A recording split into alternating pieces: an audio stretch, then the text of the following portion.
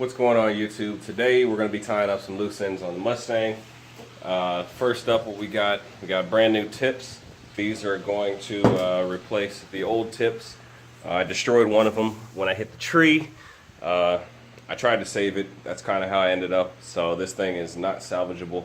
So I went ahead and got new ones, and I'll be welding those to the exhaust today. I got a few other things, and so we'll just see how things go. Alright, so I've got my new tips here, and basically what I'm going to do is take this little adapter. I'm going to weld this to the end, and that way I'm going to be able to insert the new tip directly into the old exhaust, mount the old exhaust, and then I'll be able to tack these pieces together. Always make sure you prep your surfaces before you start welding with the Harbor Freight welder. That's how you end up with your best results.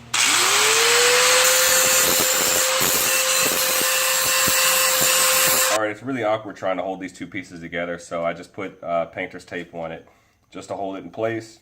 I'm going to throw a couple of tacks in it, then I'm going to take the tape off so it doesn't catch on fire, and I'm going to continue welding this piece together.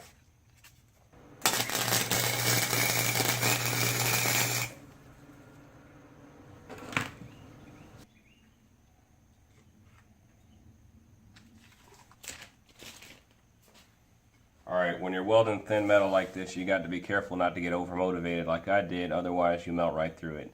So you just got to take your time, tack this thing together. I'm not actually going to try and weld beads all the way around it. I'm just going to tack this thing all the way around and get it nice and solid. Alright, so this isn't one of my prettier jobs. I'm no Jesse James, but it gets the job done. Smacked it on the ground a couple of times. This thing is nice and strong. It's just not pretty, but I got a little trick for that, so check this out. Alright, a little bit of grinding, and now it's only half as ugly. So, time to go ahead and hit the other one up and start mounting the exhaust on.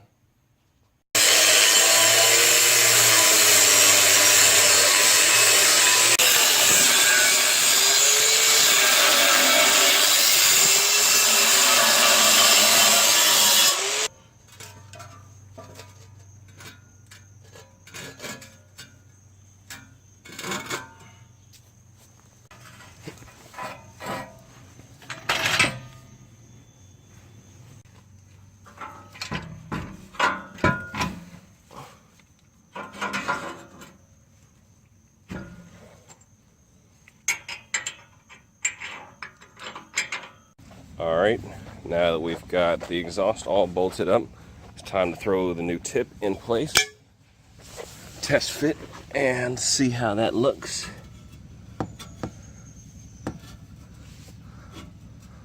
The rear diffuser is also on, and that's about it. Looks like they're slightly uneven, so I'm going to see if I can work that out and then go ahead and tack those into place.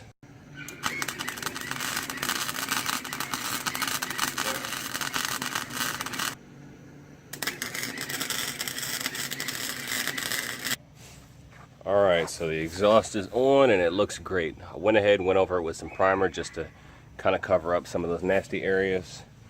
It's slightly uneven, but I'll be able to fix that a little bit later on. But overall, pretty happy with the results. Now, the moment of truth. If you guys watched the previous video, you see that I attempted to fix the exhaust leak with the headers. And this is going to be my first time starting it up with mufflers on it, and we're going to see if that repair actually worked.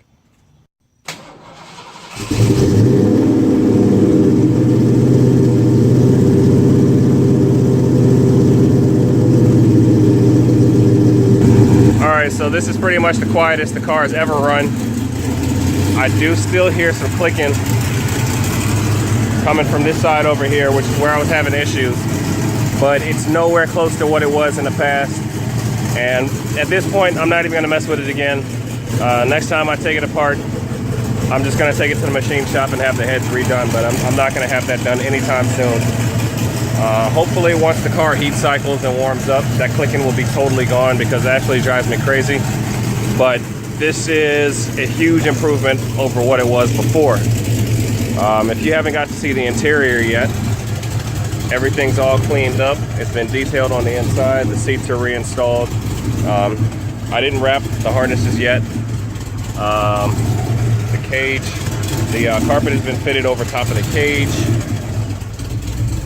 The shift boot has been trimmed to fit the new shift location, and this TKO, the gears are so close together in this thing. It's really going to be fun to drive. So that's pretty much a look at where things are sitting right now. So at this point, I just need a hand with bleeding the brakes, and oh yeah, this pesky tie rod up in the front, which I still haven't dealt with, and the car will be ready to sit back on the ground and we can go for a ride. Alright, next up we're going to take care of this tie rod that I've been fighting with. I found out that the best way to actually handle this piece is to go ahead and pick yourself up an 18-inch wrench. These things are like 20 bucks. I had the tie rod removal tool, but that thing wasn't actually close to the size that it said that it was, and it basically tried to keep rounding off the tie rod, and it kept slipping. And when I went on the forums, they actually said that those are typically for front-wheel drive cars, and a lot of people take these off with pipe wrenches. Since I didn't really want to screw with the pipe wrench, I went ahead and got this one. It does have a hex end on it. And the other thing is, you don't want to try and do this on the ground because it's very difficult to get leverage on this piece here, because it's going to take a lot of strength to break this free. The best thing to do is really to put your car up on a lift, somewhere where you can actually swing this wrench its entire range of motion below the car, and you'll be able to get it off that way. And there's my old tie rod end. Next, we're going to throw a little bit of thread sealer on the rack threads, and that will spread once I put the tie rod on. And I'm going to go ahead and start threading my new tie rod on. Alright folks, check this out. I skipped a little bit of steps. The car is actually on the ground now, and I did go for a little test run, and it was pretty cool. But don't worry, I'll show you guys some of that later. Still tying up some loose ends. What I'm working on right now is getting the headlights and the new halos to work, and basically what I figured out is that I was attaching this thing to the wrong contacts before. So it's actually, you see two sets of contacts in here. That's actually the turn signals and the parking lights, left and right, and then top to bottom is the plus and minus. And so when I attached that, everything worked out fine. So I can wire that up now, and this is really simple here. You see the green, the red, and the black. Black is ground, red is your headlights, and green is going to be your high beams. Alright folks, I just finished up the wiring, and here it is for the first time ever, the new headlight setup. Exclusive premium fuel magazine.